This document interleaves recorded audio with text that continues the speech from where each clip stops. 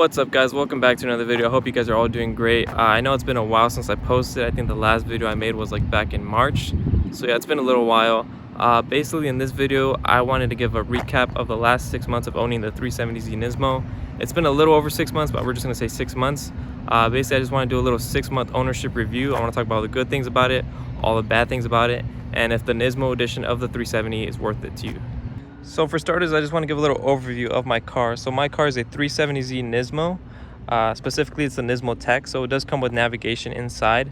I got this car with around 33,000 miles, and right now it's at about 37,000 miles. So I did put a little over 4,000 miles on it so far within around 6-7 months. So the car is basically 100% stock at the moment. I do plan on doing some bigger modifications in the future, but for now, all I've done is basically just some small cosmetic mods, and I also did a muffler delete just to get that better sounding exhaust. The Nismo exhaust that this car comes with, I don't think it's worth it. It's very quiet, almost basically the same as like 370. So that exhaust, the Nismo exhaust that was supposed to be better and louder, is not. It's kind of underwhelming. So I just went ahead and cut the muffler off to make it sound a lot better. So I want to dive into specifically what you get with the 370Z Nismo edition. So obviously the one thing that stands out the most is obviously the body kit. So you get this Nismo front bumper, which is really aggressive, and I really like the red accents that it comes with. You get these 19-inch Nismo wheels, and you also get, what's interesting is you actually get this little I wouldn't say wide body, but the little like fender flares that stick out of the fenders right there. That only comes in the Nismo editions. You get these side skirts with the red accents on them. You get these mirror caps. Well, they're not mirror caps, they're just black mirrors with a red stripe. Fun fact, this is actually just a red sticker, and I believe they sell them, just the sticker alone, for like almost $100, which is insane. And you also get the Nismo rear bumper.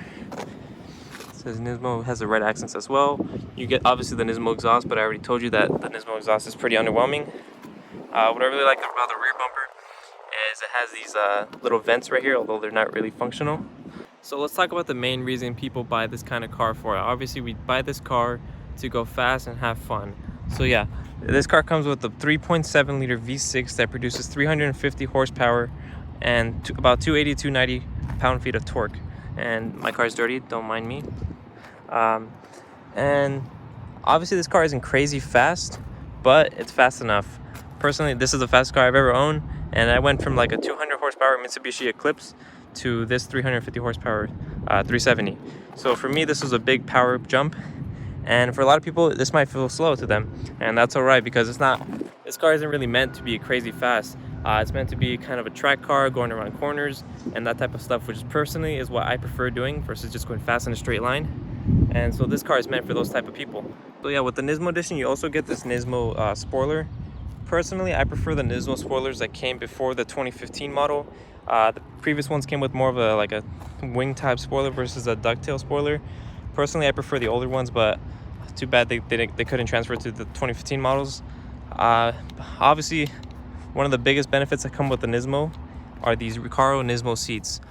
Not only do they look amazing, they also hold you really snug, and it's very good for going around corners. Only thing is they do get a little uncomfortable when driving around, especially daily driving it, and especially driving it for long periods of time. I would say over like 45 to an hour is when it starts to get a little uncomfortable. So let's talk about one of the biggest drawbacks of the 370Z Nismo, and just the 370s in general. Obviously they're a pretty old car. They were made back in 2009. They've just been like rehashing it over here and there, but basically still the same foundation. And just the infotainment system and then just the technology in this car is pretty outdated. For example, just look at these like gauges, and not gauges, but the little, like this little screen right here, and just like the screens on the left and right, and obviously this navigation system. It's just really outdated and pretty like unfunctional, or it's functional but it's just not very useful, especially the navigation. Like you could just use your phone, like Google Maps and all that. I don't think I mentioned it yet, but my car obviously is a 6-speed manual transmission, as you can see right here. And one thing I want to talk about is the clutch in this car. When I first got this car, it was the first manual transmission car that I've actually owned. I've driven some before, but I've never owned one. And when I first got this car, the clutch just felt weird to me. I wasn't sure if I was just bad at driving manual, So I got some other people to drive it that for comfortable driving manuals, and they all said it's kind of weird as well. The way it works, I made a video of me removing the spring that comes in this clutch systems. Basically what that spring does is once you reach the certain bite point, it just launches your foot forward. Basically, and this is made for really uncomfortable driving, especially daily driving in like highways.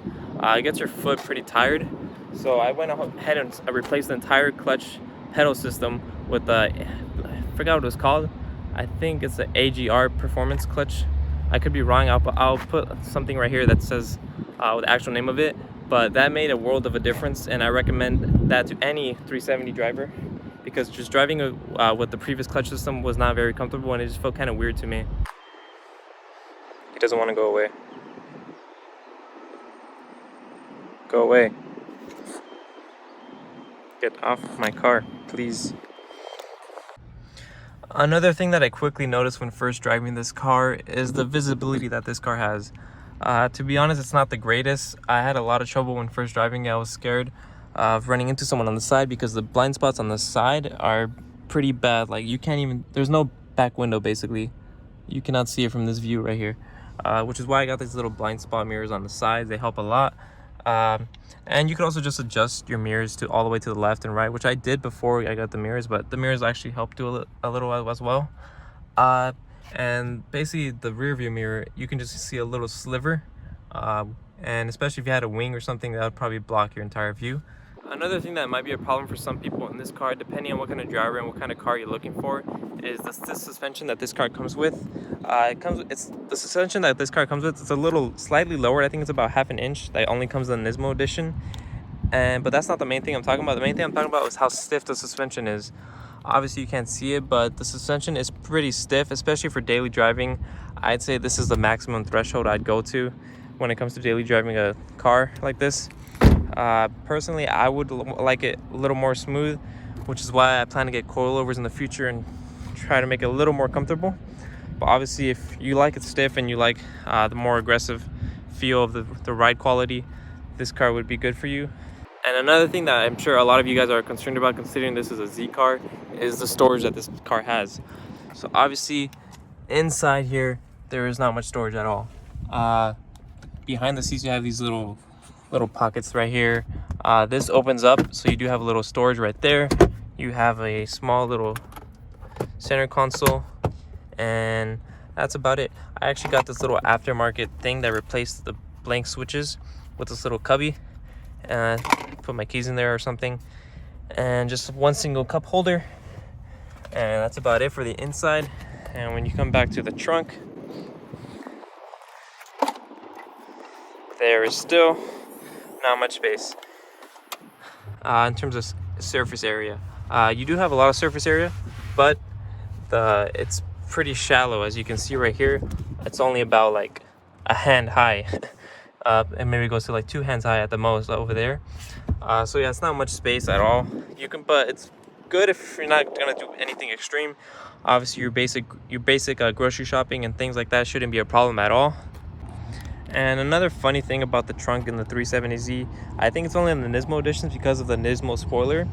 I guess the weight of the spoiler kind of brings the trunk down. So sometimes when you press the button that opens the trunk, it doesn't open all the way. Obviously it opened there, but there are certain times where if you press it, it just doesn't open, and you have to press it multiple times. And sometimes you even have to like press it and hold it up at the same time in order to open it. It's a little weird problem, but it's not too bad. And 2 other little weird quirks I want to talk about, just a little nitpicking here, is the seat adjustability is just really weird.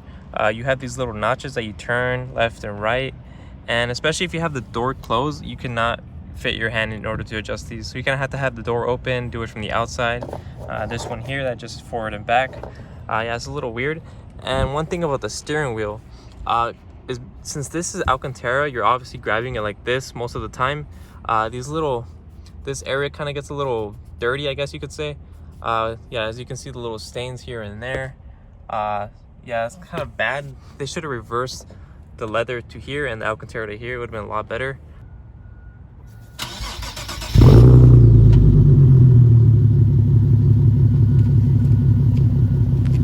And one other thing I really want to talk about in the 370, specifically for the manual transmissions, is that this car comes with rev matching, and this was one of the first cars ever to come with rev matching. And I want to show you guys a little bit in action and what my thoughts about it are. Personally, I love it, especially when you're like kind of just daily driving. You don't care about doing something crazy, and you can always just turn it on and off whenever you like. I want to show you guys a little bit of it in action. So we're gonna go ahead in first gear. It brakes off. So you're moving. So we're gonna go pop into second, and I'm gonna go ahead and downshift, not doing anything with my feet, just downshifting. You guys heard that rev blip, right? So basically that's all it really does. So yeah, that was the rev matching. I just want to give you a little more of a sound POV driving, just to see how you guys like the sound. Obviously, VQ is a pretty controversial sounding engine. A lot of people love it and a lot of people hate it. So yeah, I just want to do a little sound test, see if you can hear it.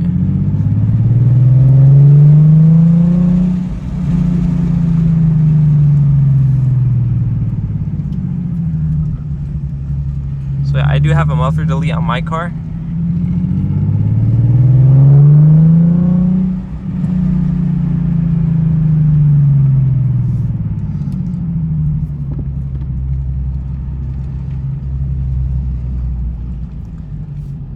And the muffler delete on this car was not bad at all. I didn't really make it drony or anything at all. It sounds pretty good. Just gave it a deeper, louder tone, which is what I wanted. But yeah, if you want to hear more sound clips of my 370Z with the muffler delete, I have another video of where I got the muffler delete done. I have a lot more sound clips in there, so you can really get a feel of how it sounds. So my overview, is the 370Z Nismo worth it? In my personal opinion, I think it comes down to the person and what they're looking for. In my personal opinion, I love it. Honestly, I wouldn't trade it for anything else in the world right now. And I think the Nismo body kit is just one of the best looking cars out there. And obviously it comes with a lot of cool perks and features such as the Nismo Recaro seats. However, I do not think these are worth it brand new. Brand new, these go for around 45 to 50K, which I think is kind of outrageous considering how outdated the tech is.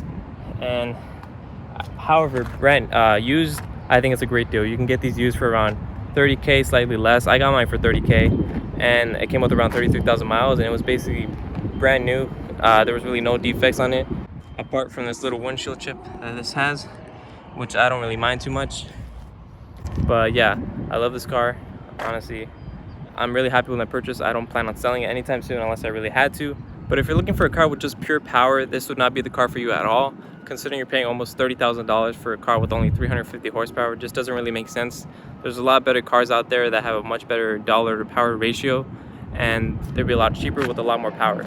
So yeah, this car wouldn't make sense for that. This car is suited for people that like to track it, just like have fun driving, going around corners, which is what this car is suited for. But yeah, overall, I love this car. And yeah, that's basically all for my review. I hope you guys enjoyed. Let me know what you guys think about below, and let me know if you guys have a Z or if you plan on getting a Z through this video. Really like to hear your thoughts on that. But yeah, anyways, thank you guys for watching. Hope you have a good one, and peace out.